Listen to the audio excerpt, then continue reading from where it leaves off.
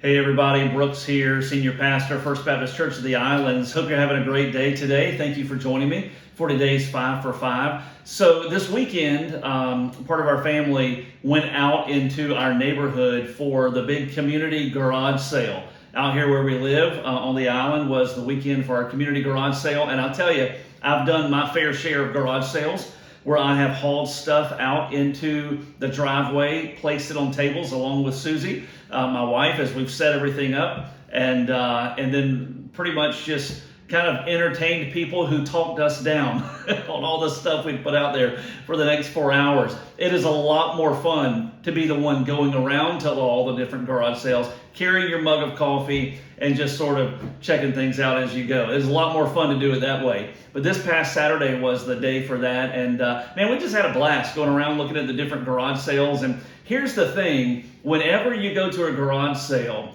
whatever you find on that table that's priced for 50 cents or $1 or $2 on that piece of furniture that is maybe $10, $15, $20, man, those things were a treasure back just a few years ago. Those were things that owner was excited to bring into their family, excited to bring into their home, and then in just a matter of time, they're selling them at rock bottom prices, right, for just pennies on the dollar. Well, while we were out looking around, we came across this little treasure that Drew found, and it was for $2. It's an old Nabisco saltine crackers metal container, and he found it for $2. And the reason he bought it is not because he loves saltines or especially really wanted this, but he had gone online, standing there, and realized that this thing on eBay was going for about $35, and so he gladly paid $2. I have no idea how we're going to find a buyer for this thing,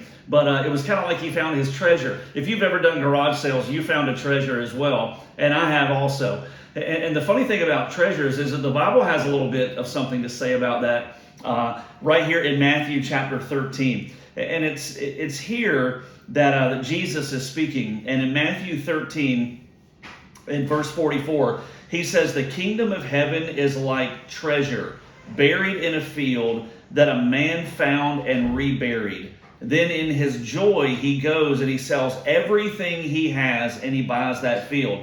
He says, again, the kingdom of heaven is like a merchant in search of fine pearls. And when he found one priceless pearl, he went and sold everything he had and bought it. That's an interesting couple of parables Jesus shares. One is about a man who found buried treasure in the field. Another is a man who found a priceless pearl. Both of them ultimately sold everything so that they could have those treasures. And Jesus was telling those parables as really kind of as an explanation of the kingdom of God, the kingdom of heaven. When you talk about the kingdom of heaven, what you're talking about is God's reign here in this world, God's reign in our lives individually.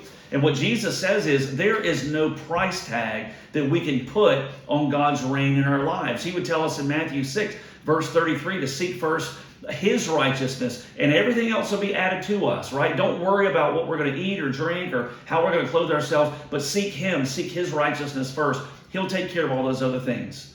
So when we think about the kingdom of heaven, when we think about his kingdom, it is priceless. It should be our primary pursuit. We should be seeking continually for God to reign more